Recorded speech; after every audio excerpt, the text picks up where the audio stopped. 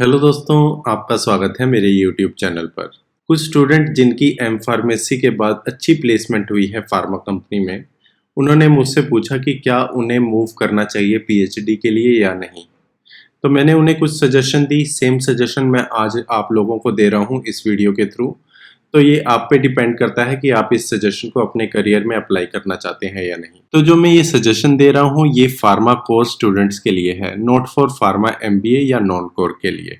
तो दोस्तों, जब आप किसी कंपनी में जॉब कर रहे होते हो और आपकी प्रमोशन का टाइम आता है, तो कंपनी आपकी पास्ट परफॉर्मेंस देखती है, आपका एक्सपीरियंस देखती है।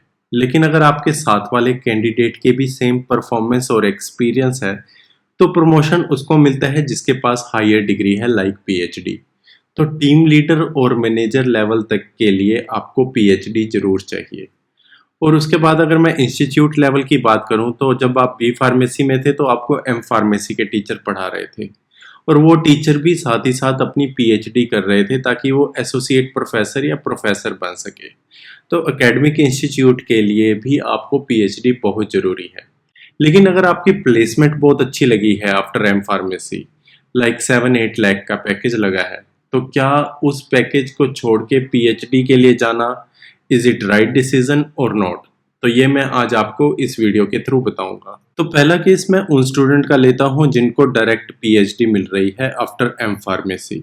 अगर आपके पास गवर्नमेंट फंडेड फेलोशिप है, लाइक आईसीएमआर, डीएसटी या डीबीटी की फेलोशिप, तो आप पीएचडी ज्वाइन कर लीजिए, क्योंकि इनकी फेलोशिप का अमाउंट काफ़ी अच्छा है। जैसे जेआरएफ को 35,000 रुपीज़ मिलते हैं, एसआरएफ को मिलते हैं 40,000।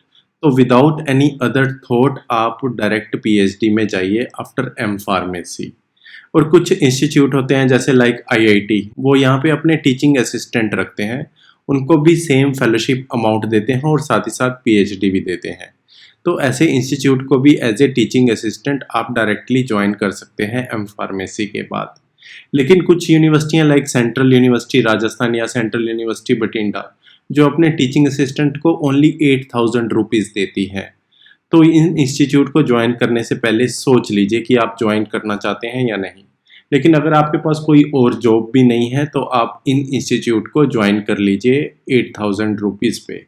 और साथ ही साथ आप डीबीटी, डीएसटी, आईसीएमआर की फेलोशिप अप्लाई भी कीजिए। अगर आपको फेलोशिप मिल जाती है तो आपको वही 35,000 एंड 40,000 रुपीज़ मिलेंगे। और इसके अलावा बहुत सारी फैकल्टी के पास अपने प्रोजेक्ट होते हैं जिसमें से वो स्टूडेंट को फेलोशिप देते हैं। आपको वो भी चेक करना है कि वो कितनी फेलोशिप दे रहे हैं और प्रोजेक्ट की ड्यूरेशन क्या है। अगर प्रोजेक्ट की ड्यूरेशन 1 ईयर की है तो इस 1 ईयर में आपका पीएचडी के लिए इनरोलमेंट नहीं होता।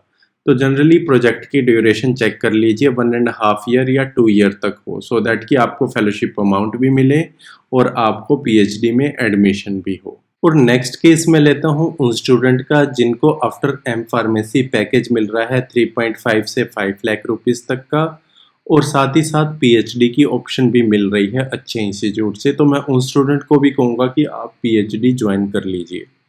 रीज़न ये है कि मान लीजिए कि आप 4 लाख के पैकेज पे लगते हो, जो एनुअल इंक्रीमेंट होता है कंपनीज में दैट इज़ ओनली 6%। तो आपकी 1 साल के बाद 24,000 रुपीज़ ही सैलरी इंक्रीज होगी। लेकिन जब आप फेलोशिप अमाउंट देखते हो तो वो है 35,000 rupees per month as a JRF, जो कि एनुअल बनता है 4,20,000 रुपीज़ के पास। ओके, तो ये काफ़ी अच्छी अमाउंट है। प्लस जब आप कंपनी में काम कर रहे होते हो तो आपको पूरा दिन भी देना पड़ता है, सुबह 8 बजे से लेकर शाम 8 बजे तक, और आप कंपनी के लिए काम कर रहे हो। लेकिन जब आप पीएचडी कर रहे होते हो तो वो आप अपने लिए कर रहे हो। उसकी जो डिग्री मिलेगी वो आपको मिलेगी, उसमें जो पब्लिकेशन आएगी उस पे नाम आपका होगा। तो जो पीएचडी करते हो वो आप अपने लिए करते हो, कंपनी में जॉब करते हो वो कंपनी के लिए करते हो। और आप यहाँ पर देखिए फेलोशिप और सैलरी का अमाउंट ऑलमोस्ट इक्वल है। अब मैं उन स्टूडेंट की बात करता हूँ जिनके पास प्लेसमेंट तो है लेकिन पीएचडी का ऑप्शन नहीं है। तो आप प्लेसमेंट की तरफ मूव कीजिए और ट्राई कीजिए 1 और 2 ईयर में आपको किसी अच्छे से इंस्टीट्यूट में पीएचडी मिल जाए। लेकिन अगर आपको किसी अच्छे इंस्टीट्यूट में पीएचडी नहीं मिलती है तो आप कोरेस्पोंडेंस से किसी भी प्राइवेट इंस्टीट्यूट या डीएमडी यूनिवर्सिटी में पीएचडी कीजिए।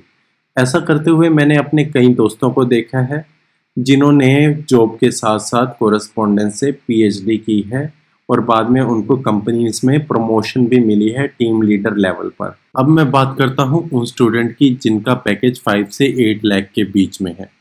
अगर आपका पैशन रिसर्च है तभी जॉब छोड़ के पीएचडी में आइए, अदरवाइज आप अपनी जॉब के साथ कंटिन्यू कीजिए और कोरेस्पोंडेंस से पीएचडी कीजिए, क्योंकि कई बार रेगुलर पीएचडी करने के बाद भी इतना पैकेज नहीं मिलता है।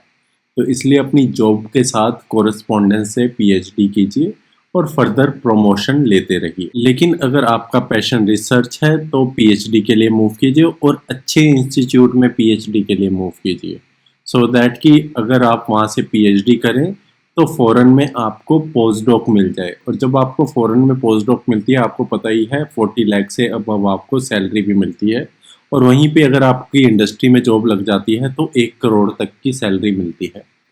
तो मेन थिंग यहाँ पे मैटर करती है कि आपको तभी जॉब छोड़नी है जब आपका किसी अच्छे इंस्टीट्यूट में पीएचडी हो रही हो या आपका पैशन रिसर्च हो। और नेक्स्ट मैं बात करता हूँ उन स्टूडेंट की जिनका पैकेज 8 लाख से अबव लगा है।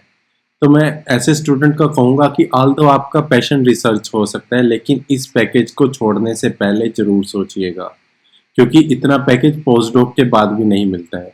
और यहाँ पे एक चीज़ मैं और बताता हूँ, आपको एनुअल इंक्रीमेंट मिलता है 6%। 8 लाख के पीछे अगर आप 6% चेक करेंगे तो 48,000 मिलता है। तो आपके 5 साल में जो आपकी सैलरी नियर अबाउट 10 लाख से 11 लाख के बीच में हो जाएगी। आप पीएचडी ज्वाइन करते हो 4 लाख पे, 5 साल बाद आप फिर जॉब के लिए सर्च करोगे और आपको मे भी हो सकता है जॉब 6.5 लाख 7 लाख के बीच में मिले। तो आप जॉब छोड़ने से पहले जरूर सोचिए कि आपको पीएचडी करना वर्थ है या नहीं। अदरवाइज मैं आपको बता ही चुका हूँ, अगर आपका 8 लाख से ऊपर का पैकेज है तो आप भी कोरेस्पोंडेंस से किसी भी डीम्ड यूनिवर्सिटी या प्राइवेट कॉलेज से पीएचडी कर सकते हैं और अपनी कंपनी में प्रमोशन ले सकते हैं। लेकिन अगर आप फॉरेन में जाने के सपने देख रहे हैं, पोस्ट डॉक करने के सपने देख रहे हैं, साइंटिस्ट बनने के सपने देख रहे हैं, तो आपको अच्छे इंस्टीट्यूट में पीएचडी मिल रही है तभी आप इस पैकेज को छोड़िए, अदरवाइज नहीं। और यस, अगर आप कंपनी में रहते हैं तो जरूर और जरूर कोरेस्पोंडेंस से पीएचडी कर लें, क्योंकि प्रमोशन के लिए बहुत जरूरी है। और कई बार कंपनी अपने कैंडिडेट को फॉरेन भेजना चाहती है, तो उस टाइम भी उसकी डिग्री काफ़ी हेल्पफुल रहती है। तो दोस्तों, ये थी मेरी आज की वीडियो कि पीएचडी कितनी इम्पोर्टेंट है आफ्टर एम फार्मेसी। अगर आप कंपनी में रह रहे हैं या एकेडमिया में हैं, प्रमोशन के लिए आपको पीएचडी चाहिए। और मैंने आपको ये बताया कि किस किस सिचुएशन में आप अपनी जॉब छोड़ के पीएचडी ज्वाइन कर सकते हैं और किस सिचुएशन में आप कोरेस्पोंडेंस से पीएचडी कर सकते हैं। और ये भी आपको मैंने बताया कि अगर आपका 8 लाख से अबव पैकेज है तो पीएचडी ज्वाइन करने से पहले कम से कम 2, 3 या 5 बार जरूर सोचिए, क्योंकि इतना पैकेज नहीं मिलता है इवन आफ्टर पोस्ट डॉक भी। और 5 साल की पीएचडी और 5 साल की पोस्ट डॉक, टोटल 10 साल बाद, इतने साल बाद तो आप मेरे ख्याल से 15-16 लाख के पैकेज पे होंगे। तो ये मेरी सजेशन है आपके लिए। ऑल्दो आपकी सिचुएशन अलग हो सकती है और चॉइसेस भी अलग हो सकते हैं। Based on your situation and choices आप अपने लाइफ और करियर के डिसीजन लीजिए। तो दोस्तों, अगर आपको मेरी आज की वीडियो अच्छी लगी हो तो इसे लाइक कीजिए, कमेंट सेक्शन में क्वेश्चन पूछ सकते हैं और मेरे चैनल को सब्सक्राइब कीजिए। So thank you for watching this video.